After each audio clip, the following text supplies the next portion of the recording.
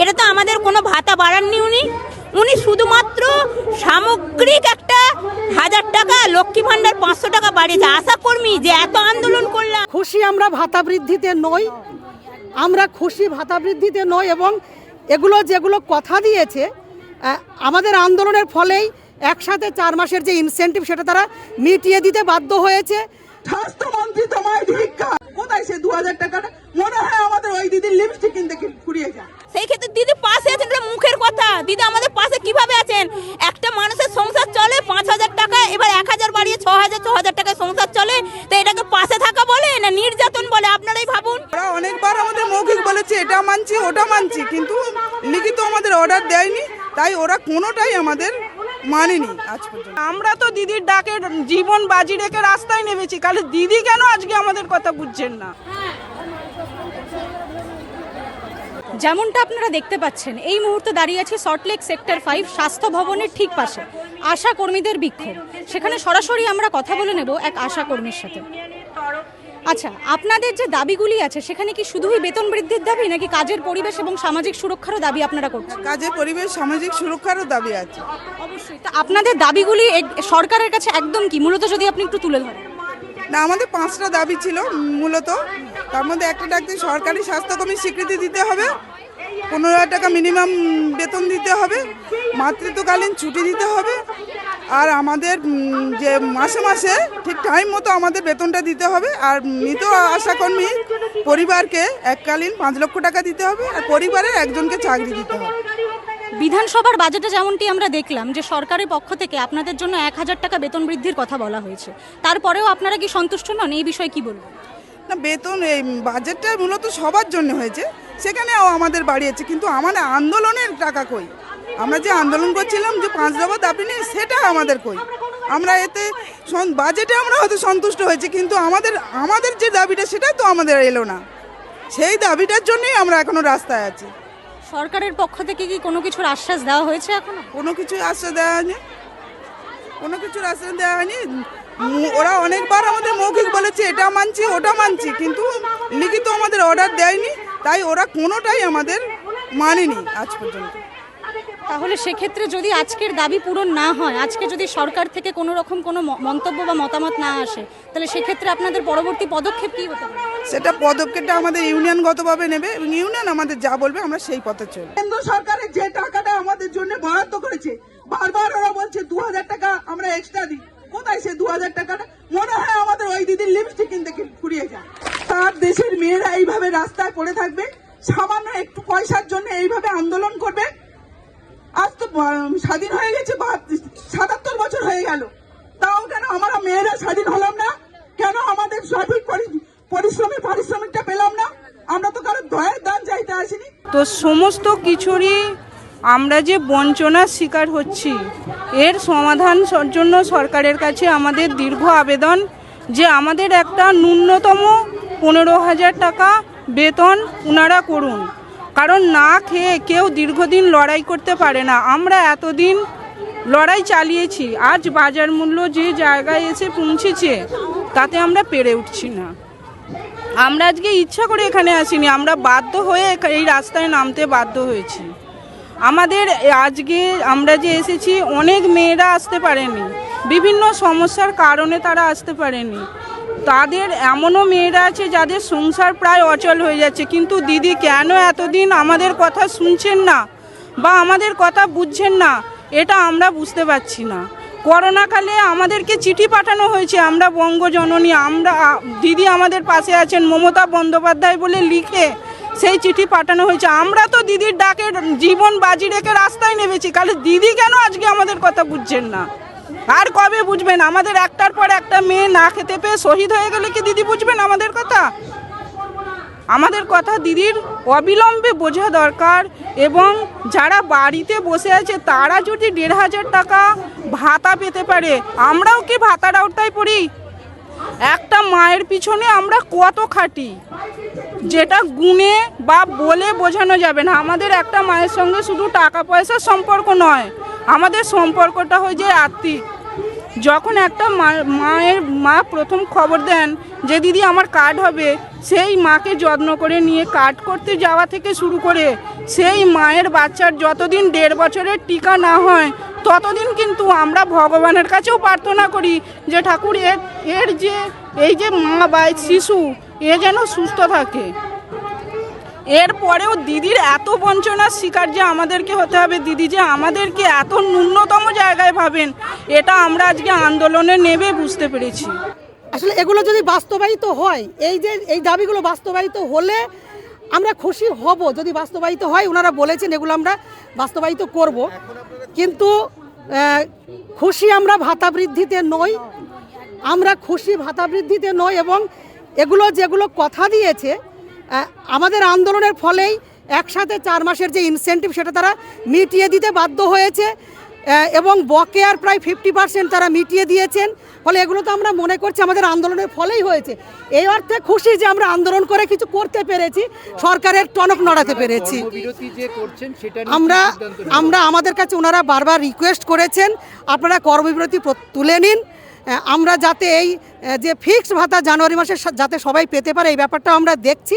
আর আপনাদের মূল দাবি এর ব্যাপারে আমরা খুব সহানুভূতিশীল, আমরা কিন্তু সবটাই যাতে হয় এই দাবিটা আমরা যতদূর তোলা যায় আমরা চেষ্টা করছি, আমরা তুলছি।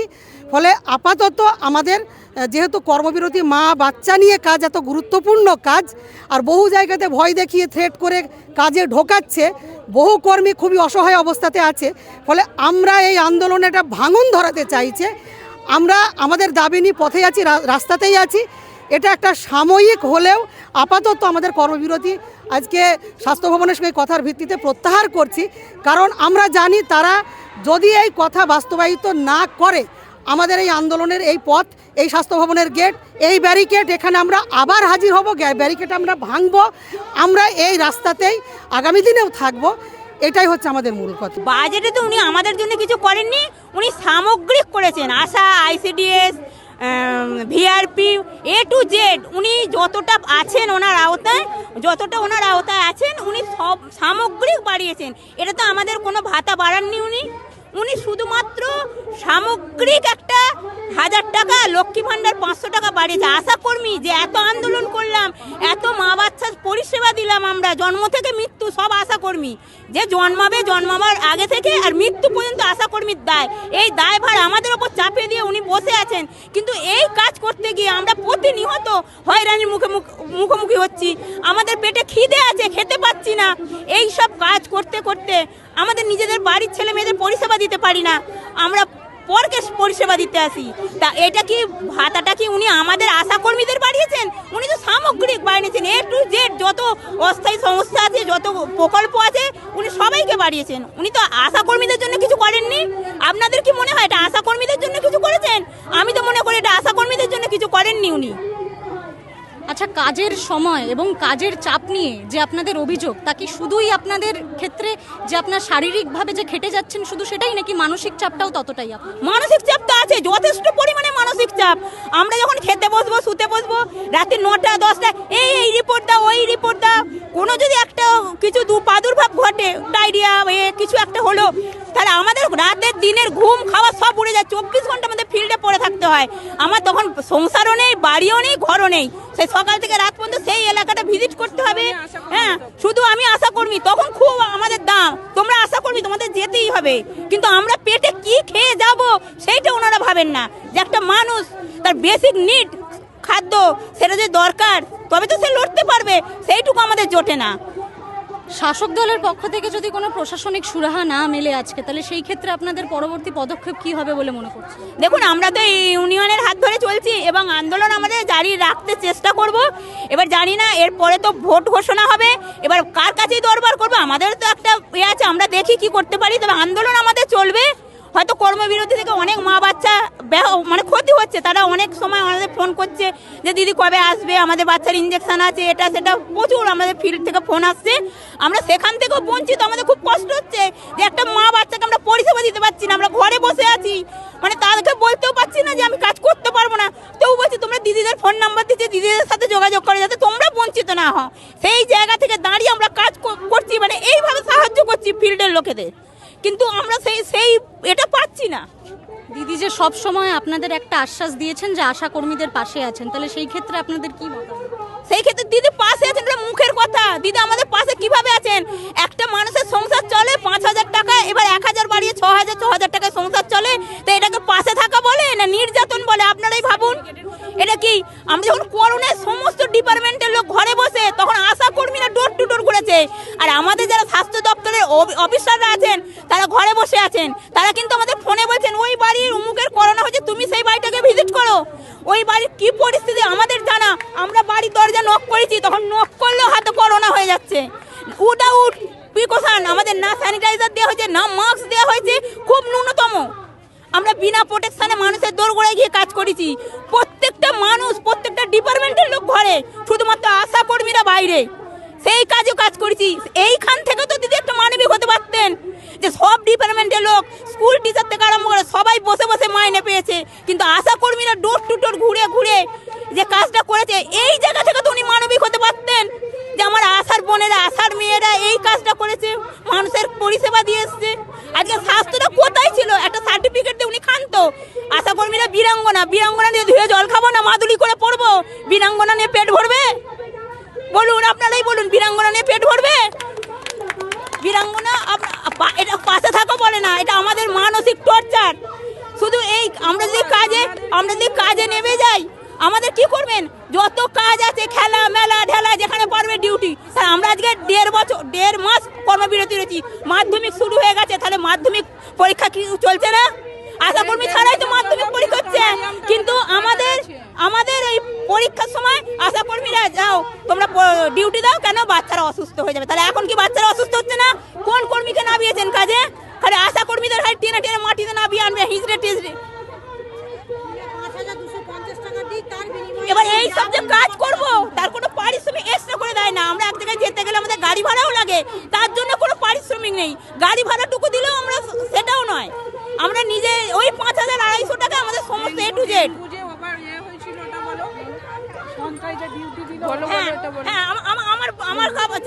আমার জিপিতে ডেঙ্গুর এত প্রাদুর্ভাব হয়েছে, প্রায় 25-30 জনের ডেঙ্গু। সেই ডেঙ্গুতে প্রত্যেকটা জিপির মেয়েকে, আমাদের 16টা আশা কর্মী 14 জনকে সেই 1 সপ্তাহ কন্টিনিউ কাজ করতে হয়েছে।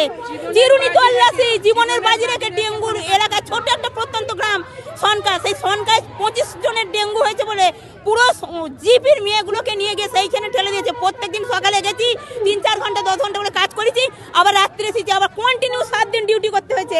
একটা টাকাও কানা করিও দেয়নি আমাদের নিজের ফিল্ডকে বাজি রেখে, নিজের ফিল্ডকে বন্ধ করে দিয়ে ওই সনকা গ্রামে গিয়ে আমাদের কাজ করতে হয়েছে। যেমনটি আপনারা দেখতে পাচ্ছেন, তাদের বিক্ষোভের কারণ যথেষ্ট এবং তারা শাসক দলের প্রশাসনকে বারবার অনুরোধ করছেন তাদের দাবি যেন মেনে নেওয়া হয়। তারা অক্লান্ত পরিশ্রম করে সবসময় আমাদের স্বাস্থ্য ব্যবস্থার প্রথম সারিতে তারা পাশে আছেন এবং তাদেরও যেন সরকার পাশে থাকে, তাদের দাবি এতটাই।